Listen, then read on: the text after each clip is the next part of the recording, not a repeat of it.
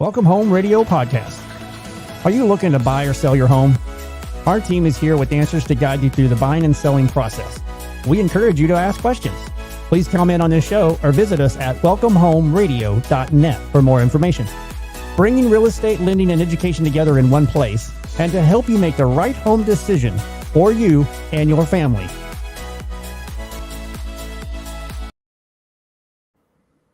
And welcome to Welcome Home Radio, where real estate lending and learning comes together. It is April 15th. It is tax day. I hope you got your taxes done. And you can find us at welcomehomeradio.net, where you can put all your questions. Today we have a special guest. Hector, I just want to welcome you. Thank you for joining us today. Professional realtor extraordinaire with RE/MAX, if I've got all that right. And of course, our normal co-hosts, Jeff and Thom, the Thom and Jeff show. Thom and Jerry, it seems to work out better, but can you change your name, Jeff, maybe? But we're going to talk about chaotic market today. Hector's going to bring an insight to us from the realtor side that he has seen, because it is a chaotic market out there. I've never seen where over 33% of contracts signed go fault or fail or draw away, withdrawn after the process has started. It's just amazing. People are walking away. Hector, what are we seeing out there? And first off, please remind our audience who you're with and whatever else you care to share about your group. Sure. I've been practicing real estate since 1999. So that's a good 27 years of practicing real estate. I originally come from Albuquerque, New Mexico, where I practiced 19 years there. I was a broker owner, so I headed up agents. I had a RE/MAX office there. And then I relocated here to Dallas, Texas. Now it's going to be close to 8 years. And love Dallas, love Texas. Consider myself a Texicano. So yeah, when you talk about I'm with RE/MAX, DFW Associates. My office is out of Frisco. And my team, DFW Home Finders. So that we're out here to serve. We help buyers and sellers, both in luxury to, anything that 300,000 to 400,000, people are looking there, or even lower, investment, land, and some commercial. So we do a lot, and we're out there to serve, and that's our basic premise. And what we like to do is serve. So I don't really just worry about selling real estate, but serving people and their needs. So. But yeah, the market is crazy. We haven't seen a market like this ever. And that, kind of opposite of 2020, 21. Okay. And, we have a lot of people, they're talking about, oh, look, the interest rates are high, which they're not. They're they're below 30-year average, but they are high in comparison to price point and what people can buy due to that 2020 and 21. Right. But that's not the real story, because those are the two things that everybody's talking about. You hear all the national news talking about rates. You have them all talking about inventory and how inventory is up. Inventory is up, but it's not up enough. So let's talk about something that no one is talking about, and that is what we call absorption rate. Absorption rate is the time it takes to, if we were to stop listing properties today, how long would it take till all of the inventory is gone? All the houses are sold, okay? And that'll give you an indication on what kind of market we're in. So you tie that with your inventory, okay? How many houses are on the market, how long properties are sitting on the market, and your absorption rate. While your length of time on the market and inventory are matching, but our absorption rate is not. And so when you have absorption rate, you burn through your inventory in anywhere between 1 to 3.5 months, you're considered a buyer's market. Anything from 4 to 5 months, that's going to be a balanced market. Anything 6 months and above is going to be considered a buyer's market. Sellers have to give up everything in order to sell their property. Okay. So does that make sense what I'm talking about to you guys?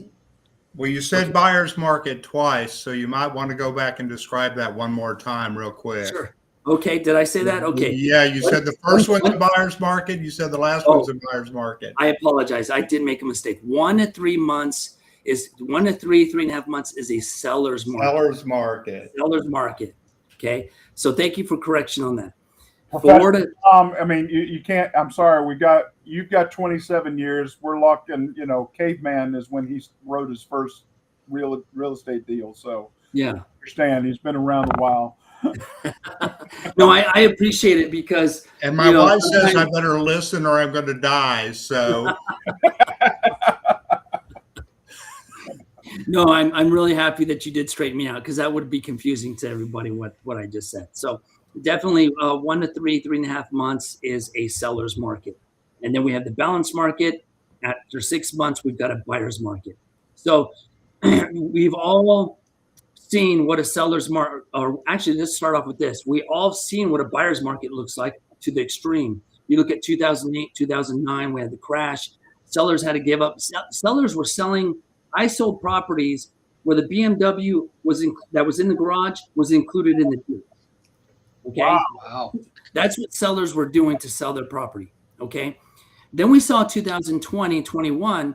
What were the buyers doing? We had people were just going crazy, spending $100,000, $140,000 above list. We had 40 to 60 offers on one house. I mean, I had a spreadsheet. Trying to break that down was not fun either. But we would, and then now we're in this market. Now this market is different. So what we have today is we're showing a higher inventory, okay, higher days on market, but we're showing low absorption rate. Okay. So for example, if you look in the Dallas-Fort Worth area, right, if we look at our first quarter, okay, we currently have 4 months of inventory. Okay, that's considered entering into the balanced market. Okay, we have 75 days on market. Okay, and our median price is down 2.8%. What makes sense is our inventory amount and days on market. 75 days for a balanced market. A balanced market would be 45 days on market, not twice that. Okay, when we get into Plano. Now, Plano is going to be a little bit more extreme, and I think it's a great example. Example for Plano is 60 days on market. Our active listings are up by 1.8%. So there's 569 listings. So it's up. But our months of inventory is 2.7 months of inventory. 2.7 months of inventory should equal not 60 days on market. It should equal 14 days on market or less. You see what I'm talking about there? Mm-hmm. It's just it. So when we're talking about this, all it's saying, and I could go into other markets if do you guys want to hear about Frisco? I can pull up Frisco, which shows a little bit more like Dallas. It's 4.2 months of inventory, 67 days on market, and active listings are up by 13%. Okay. So what this is telling me, okay, it's telling me that we have a ton of buyers on the sidelines. They're afraid or they're holding on and they're not jumping in the market.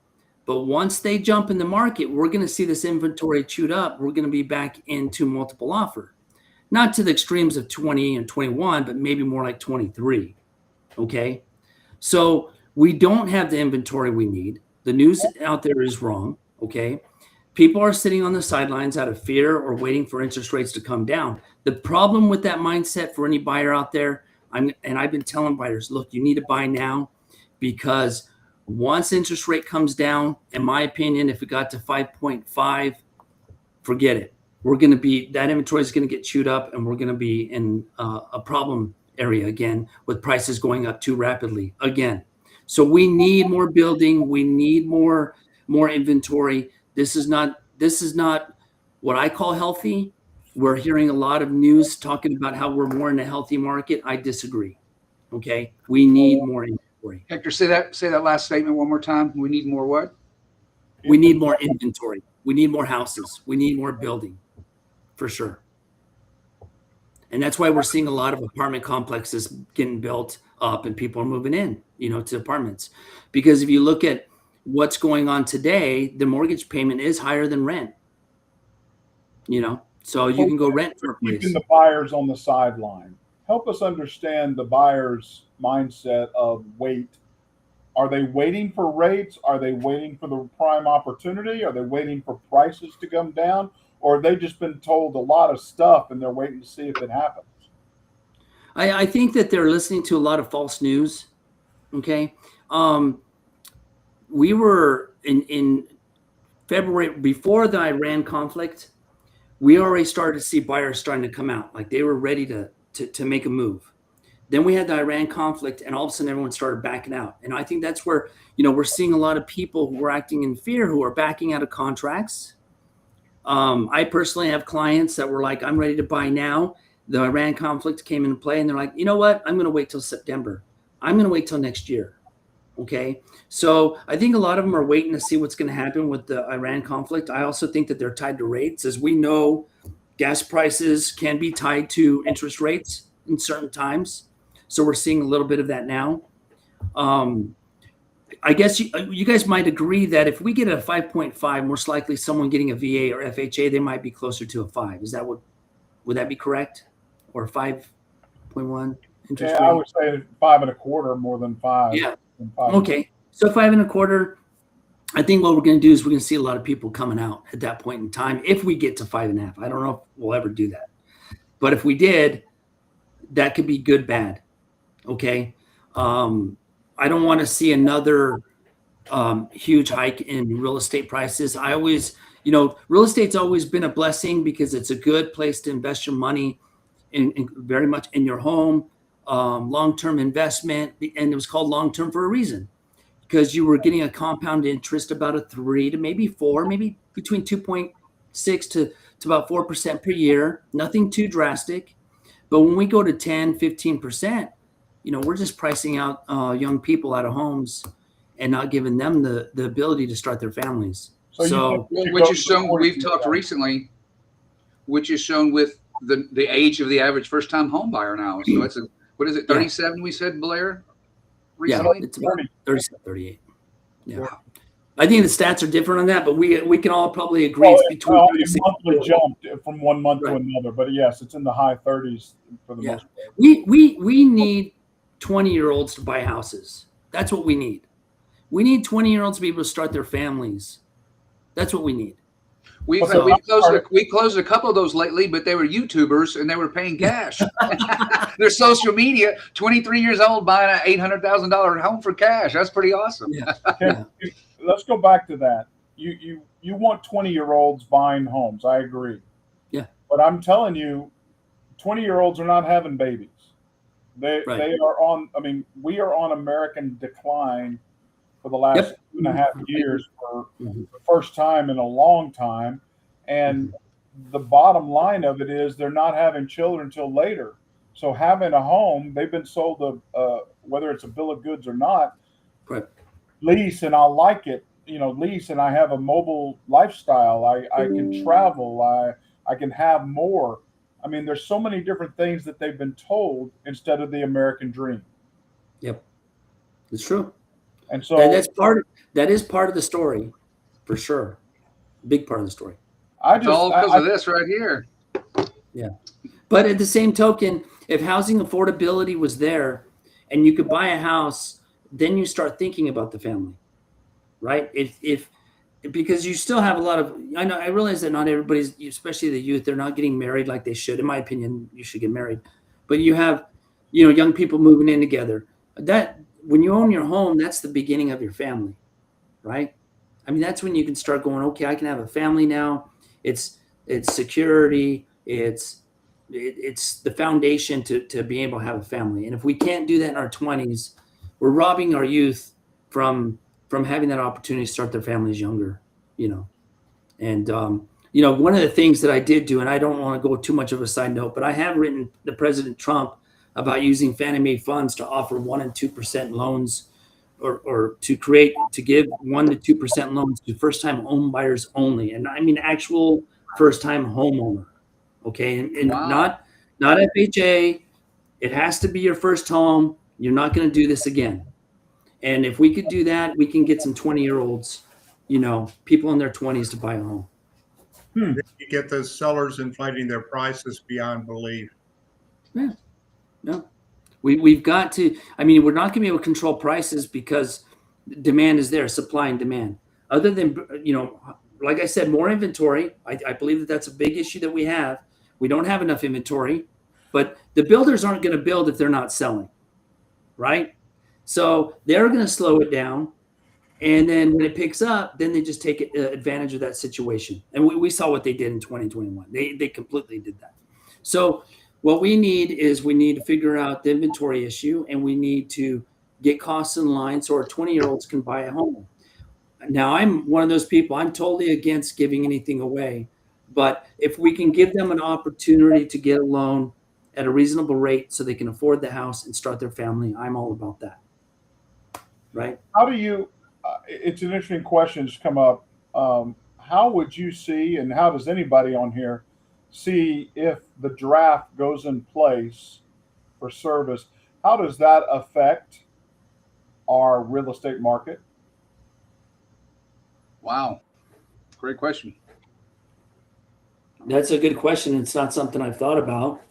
Well, I think it would really stir the fear factor. We keep talking about fear, and fear is an unmeasurable type of situation. When you have a war, that young folks and my new son-in-law will be eligible for a draft. Yep. If he were to be taken away from the income that he has and be required to relegate back to a military income type situation, Yep. It's not going to be encouraging growth in their family size, much less will it encourage them to maybe retain the house my daughter bought several years back. But I know my daughter's pretty sensible about ownership of house. And so Yeah. she's, I mean, that's a priority for her before she got married. Yeah. So it's all that part that you emotionally have to deal with. It's really impossible to measure in quantitative type factors, because if the war stopped today, you're still on a 3-month, 4-month, 5-month, maybe 6-month trajectory. Right. Things to get kind of back into a normal situation. Every day you go to the pump and gas is near $4 a gallon. That's not going to cure overnight. And not going to the pub as often, that's for sure. That's a huge deterrent, positive approach to get rid of fear. Right. Well, everyone, way before the war started, I mean, more than just this year, affordability has been such a topic in our industry and for everybody. But this only increases that how many fold, like you said, when you go to the pump. Yeah. And that's just that's just the biggest example, obviously. I've got to drive to Fort Worth today, and I'm worried about what I'm going to find to get back as far as gas. Well, I think I personally feel like, or think that the pressure on the gas, and I believe the gas price is going to come down. I believe this is all going to get wrapped up tight, and it will move on from it. The United States has become a I don't even say 1 year, but 3-month news click, like what you're talking about, clickbait. That's what we've become. I mean, it seems like every year we have a new protest or a new issue, and now we have the Iran issue. That'll be gone. It'll be something else. And why I'm leading into this is because I've had a hard time myself in understanding why people are so fearful about a war that is halfway around the world from us. And we obviously have all the petroleum that we need here. It's not affecting us daily. We still go to work. We have no bullets flying in our neighborhoods. We have no bombs being dropped.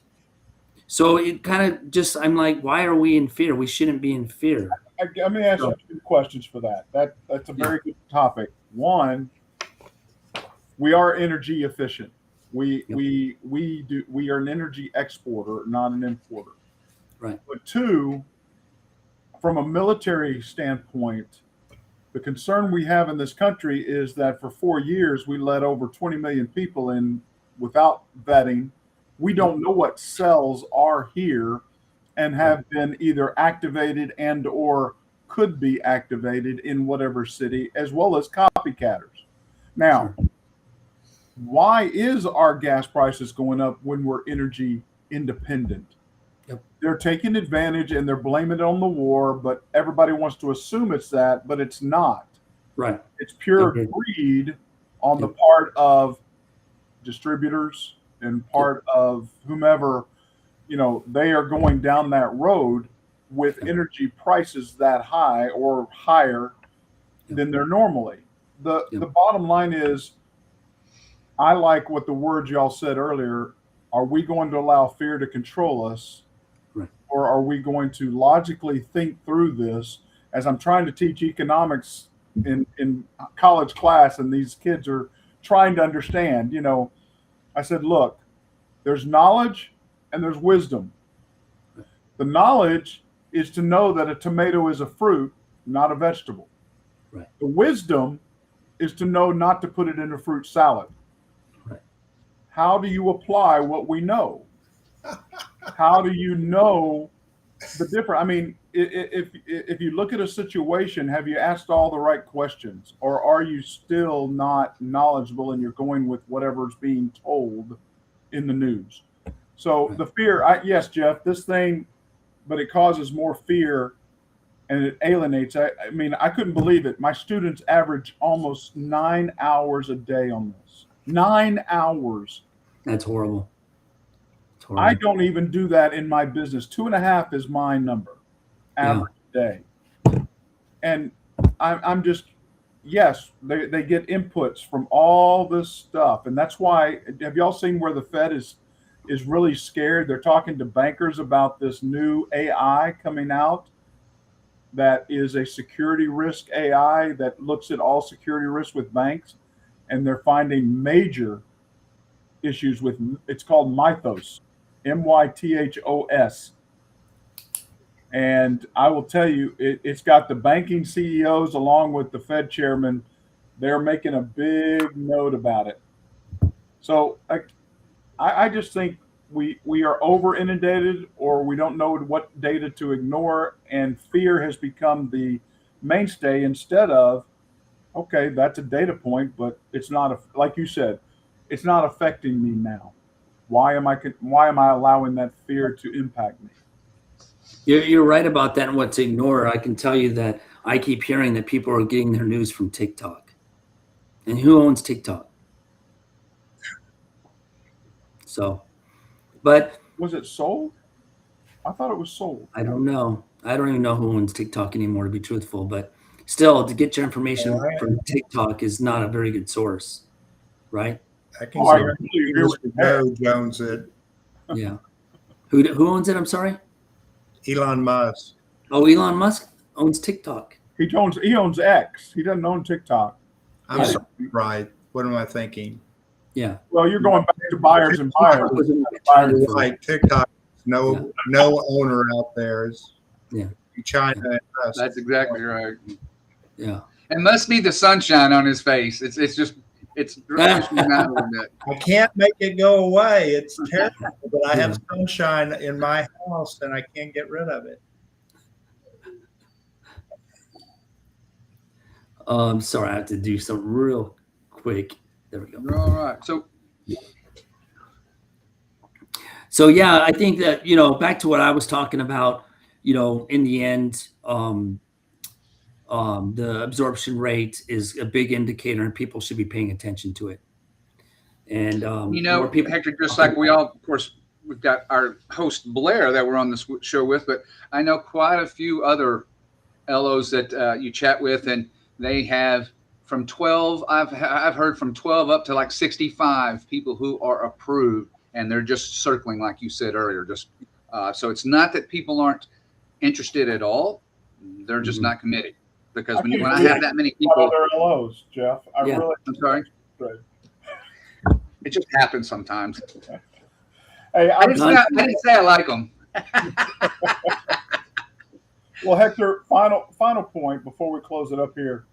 What is it we can do? What can buyers and sellers consider the most in this situation right now? In today's market, of course, sellers always have to consider their list price. Look, we have agents. You got like in markets, you have good and bad agents.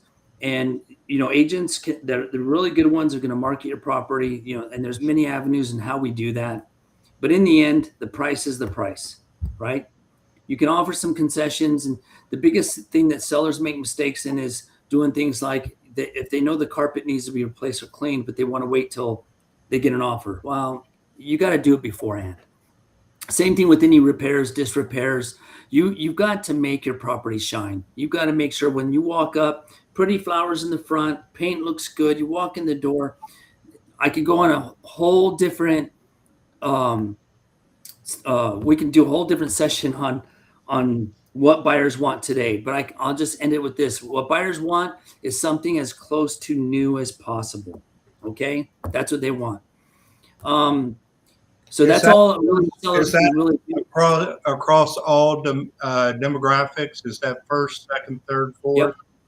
So it's everything. You don't want me to start on this, do you? I was going to say, what happened to the daydreamers, the people that I can come in and paint it and fix it and da. You don't want me to keep going, do you? Because I can start on that too. That could be a whole different discussion. But no, today, maybe we'll have another discussion on that. But for right now, just know that the price is number one, and the way it looks are tied. Okay, so the house has to look really good. When you walk in, paint's got to look great. Got to be as new as possible. I don't think that the sellers should renovate a complete house, but they want it to look good, well painted. Fresh paint is usually the big thing. You want landscaping to look good. You want the house to look like it was very well maintained and taken care of, and nothing scary. Okay, the big scary stuff are cracks and paint, scrape paint. Your dog was chewing on a ledge, stuff like that scares people, makes them think there's something wrong with the house. Of course, this is for the top dollar price that you're wanting. Yeah. If you want top dollar, if you move down, you'll start working with investors. As far as buyers are concerned, I think they're making a mistake if they're sitting on the ledge right now. Right now is the opportunity to get what they want, the price that they want. They can always refinance later. But right now is their opportunity, because if those interest rates come down, and I think they will, this president and his administration want the rates down. When they come down, you're just gonna have competition. Now you might end up buying something you didn't want. Okay? I think well said. I agree with your statements of when and where, and understand he's not a lender, but he's exactly right in what he's saying. So. Great time. Thank you, Hector, for sharing with us about the chaotic market we're in and what you're seeing out there. I'm sorry. Thank you. I said that was some awesome information. Yes, it was. It was awesome information, and we will bring you back again. Okay, we'll go back. Right. We'll chase some rabbit trails with you. So let's go. Hey, again, it's tax day. Make sure your taxes are in or your extension. I know CPAs are going nuts. So God bless. Take care. Thank y'all for joining us. I'm Blair Thomas. And I'm Tom Holm. I'm Jeff Duffy. Thanks for being with you. Bye-bye. Bye. Welcome Home Radio production provided by Lunatic Digital. Check the listing of this podcast for the links to our sponsors. And don't forget to like, share, and follow us on social media. Visit welcomehomeradio.net for more information.